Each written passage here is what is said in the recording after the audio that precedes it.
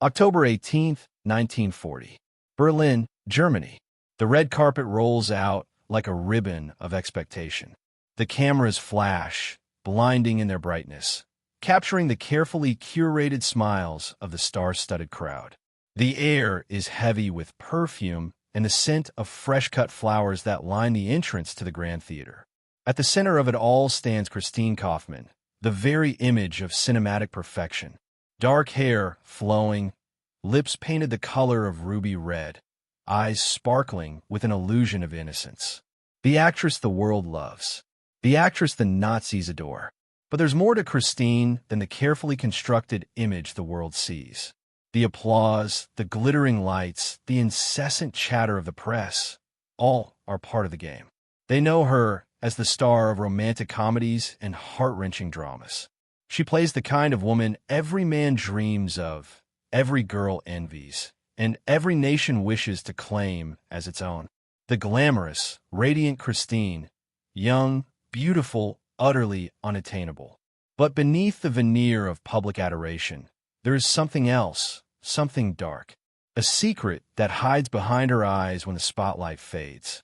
What no one knows, what no one dares to suspect, is that Christine Kaufmann, the adored actress, is a spy, a player in the shadows of war, working for the very forces she appears to support. Behind the star-studded glamour of Nazi-occupied Berlin, she is risking everything to outwit the very people she seems to serve. The beauty of her performance is not in her acting on screen, but in the role she plays in real life, a role so convincing that even her closest colleagues would never guess what she truly is. It is not just her beauty that keeps her untouchable. It is her ability to deceive, to weave a tapestry of lies so intricate that even the sharpest minds in the Third Reich are blind to her actions. In the halls of the theater, she is a symbol of Aryan perfection. Her every gesture, every step she takes, is observed and admired. To them, Christine is the epitome of their vision, a perfect, obedient Aryan woman who is loyal to the Reich. But loyalty, in this case, is a word with many meanings. And Christine's loyalty does not lie with the Nazis.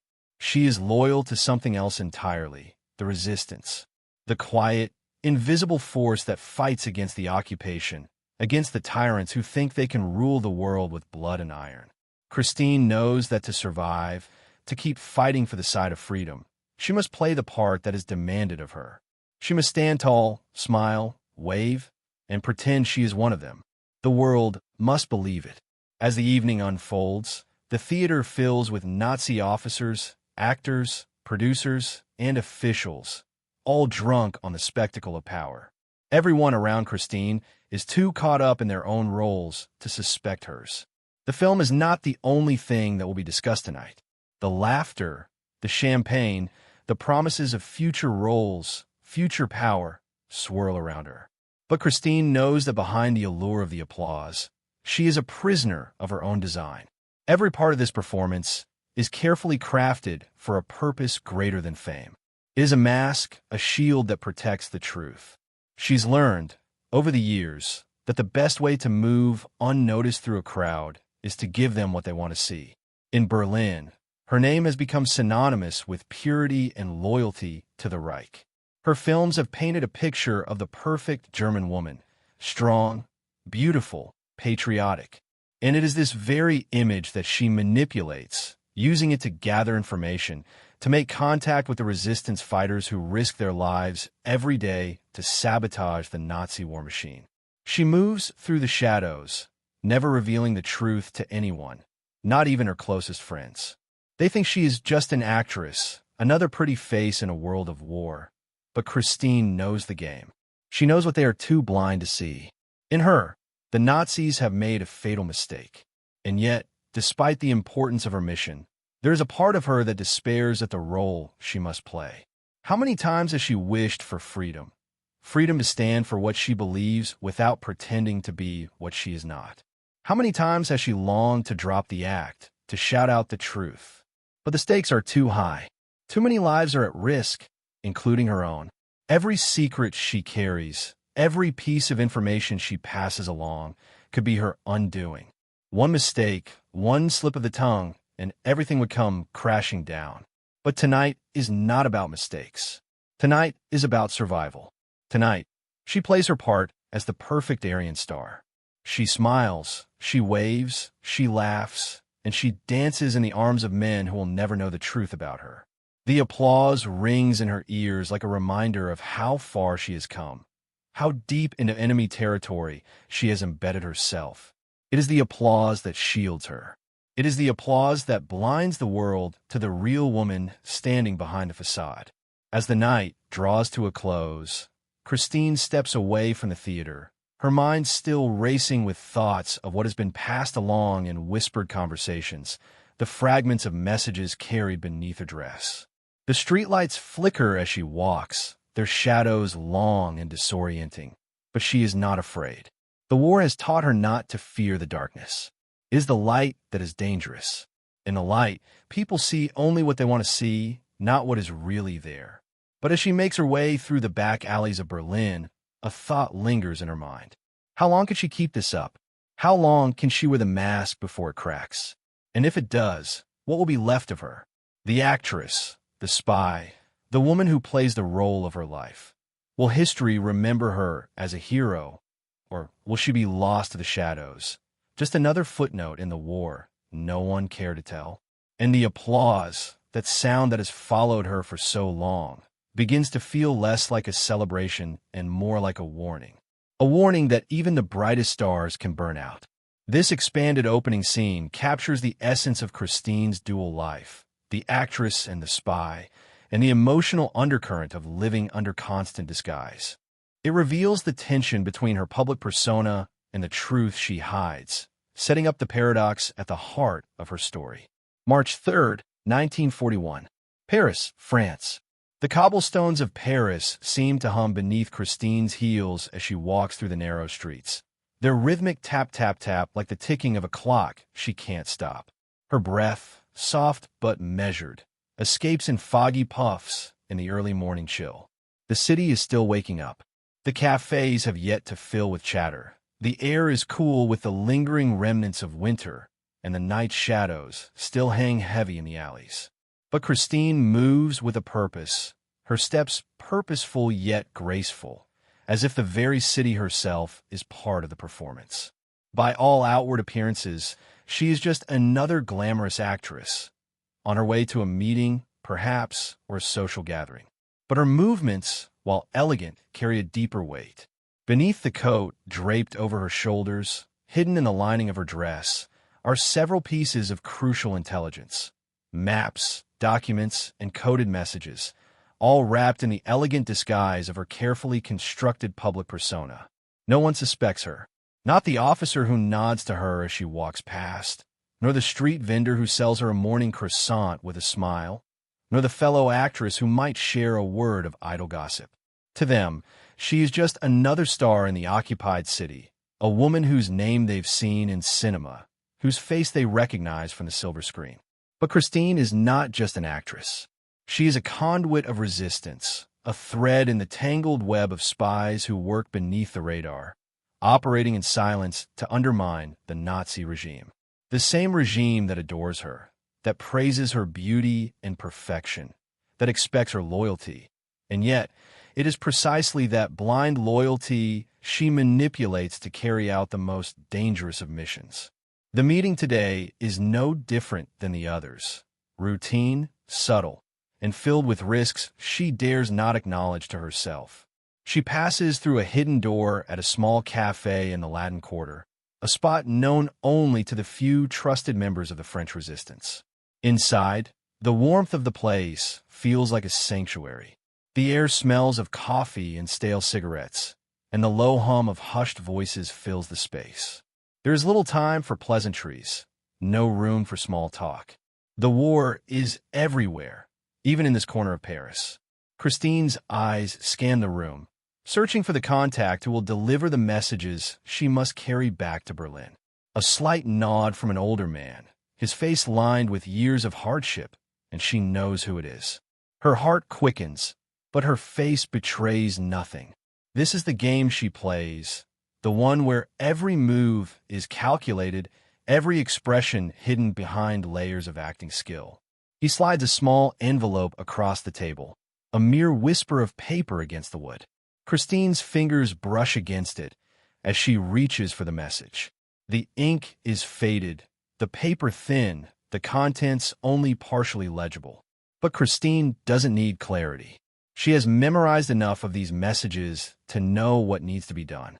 The information, plans of Nazi movements, coded lists of German officers, the locations of key installations, is invaluable. And she has one task: to get it back to the right people, to make sure it reaches the heart of the resistance in London. But with the rise of the Third Reich's presence in Paris, everything is growing tighter, more dangerous. The Gestapo is everywhere, watching, waiting, listening. There are whispers of traitors within the French ranks, men and women who would sell out their comrades for a price. Christine knows the risks better than anyone. She has seen good people disappear into the night without a trace, their names erased from the memory of the city they fought to protect. But she cannot stop now, not when every step she takes has the power to change the course of history. As she slips the envelope into her coat pocket, her eyes meet the man's again. His face is grim, a reflection of the weight they both carry. He knows what she's risking, but what else can they do? What else is there to do but keep fighting in silence, keep pushing against the machine that seeks to crush them all? Christine stands, her movements fluid, practiced, so much a part of her that they come instinctively. A soft murmur of farewell, and she exits the cafe with the same quiet confidence. On the streets of Paris, the war seems distant, as if it belongs to another world. But Christine knows the truth. It is everywhere. It is in the air she breathes, in the rhythm of her footsteps, in the messages she carries. Her life is not her own. It belongs to something larger, something more dangerous than anything she has ever known. The street feels different now, quieter somehow, as if the city is holding its breath. There's an unfamiliar weight to the silence, a feeling that something is about to shift, something is about to break. The Gestapo, like a shadow, lurks at the edges of every conversation, every glance. They are watching her. They know her face, they know her name, but they don't know who she really is. They don't know what she's doing or why she smiles at them with a perfect, calm expression even as her heart races. A sudden commotion catches her attention. A car screeches to a halt at the curb, its tires squealing as it comes to an abrupt stop. A pair of German officers step out, scanning the street. Christine instinctively ducks her head, her pulse quickening as she steps into the crowd. There is no time to think, no time to plan. She moves as fluidly as a dancer, melting into the sea of Parisians who continue on with their lives, oblivious to the war raging just beneath the surface of their everyday existence. The officers linger for a moment, their eyes sweeping over the crowd, but then they move on, and Christine exhales, relieved, but only for a moment. The danger is real, always real. But she cannot falter now. She cannot let fear stop her. As she makes her way toward the resistance headquarters, she thinks of the life she could have had. The life she once dreamed of before the war. A life where the applause was real, where the lights didn't hide the blood on the streets, where she wasn't constantly living in fear of betrayal. She thinks of a young woman she was, innocent, full of hope, and wonders how she became this person, this shadow among shadows. The answer is simple: survival. In a world that has been turned upside down, survival means playing the roles others have set for you. For Christine, it means being the actress who hides a spy in her soul. It means using every piece of her being to make sure that, despite everything, the fight for freedom goes on. But as she reaches the door to the underground meeting place, she pauses, her hand on the doorknob. For the first time in a long while, she allows herself to ask the question that has been nagging at her. How much longer can she keep this up? She opens the door and steps into the dark, and the answer, for now, is lost to the silence. July 22nd, 1942. Berlin, Germany. The city is quieter now, the streets darker than before. The air feels thick, as though the weight of the past 2 years is pressed down too hard, too fast. Christine walks briskly, her coat pulled tight against her body, her thoughts a tangled mess that refuses to be unraveled. The applause, the cameras, the movie premieres, all of it seems so far away now. In the cold shadow of the Nazi regime, the woman she once was feels like a ghost, a forgotten version of herself. The war has changed everything, turned the world she knew into something unrecognizable. The lives she's saved, the secrets she's delivered, the dangerous game she's played in the name of resistance, none of it matters now. Not really. Not in a world where betrayal is as common as breath, and the truth is as fleeting as the last glimmer of daylight. Today, Christine is not an actress. She is a fugitive. She moves through Berlin streets with the same grace she always has. But there is no smile, no wave to the admiring crowd. The city's gaze is colder now, more suspicious. She can feel the eyes of strangers on her, as if the whole city is aware of the war that rages within her.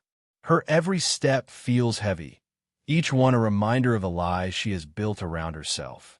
The actress who never questioned the script, the woman who became a hero in the shadows. How many times had she told herself it would be worth it in the end?